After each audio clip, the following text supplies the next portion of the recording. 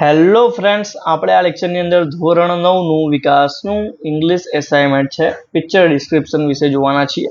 તો આવું આપણને એક ચિત્ર આપ્યું છે ઓફિસનું, તો જોઈએ.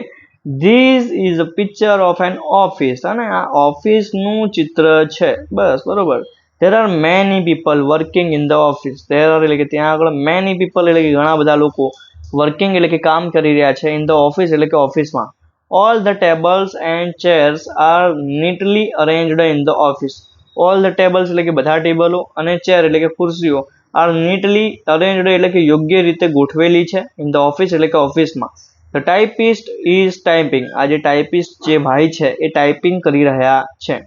The man sitting in front of the typist is writing something on a piece of paper.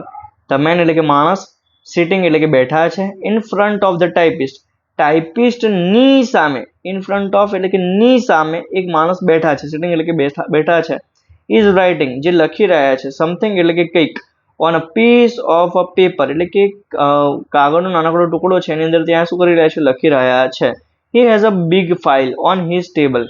He has એટલે કે તેમની પાસે, અ બિગ ફાઇલ એટલે કે મોટી ફાઇલ છે, ઓન ટેબલ એટલે કે તેમના ટેબલની અંદર, ઓન અનધર ટેબલ એટલે કે બીજા ટેબલની અંદર.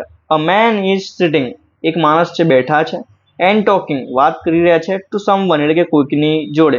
Two women are working in a cabin in the office. બે સ્ત્રીઓ છે, આર વર્કિંગ એટલે કે કામ કરી રહી છે, ઇન અ કેબિન એટલે કે કેબિનની અંદર, ઇન ધ ઓફિસ એટલે કે ઓફિસમાં.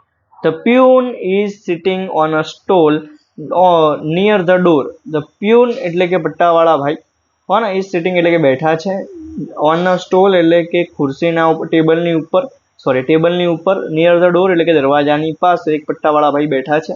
There are two cupboards in the office. There are એટલે કે ત્યાં આગળ, ટુ કબાર્ડ એટલે કે બે કબાર્ડ છે, ઇન ધ ઓફિસ એટલે કે ઓફિસમાં.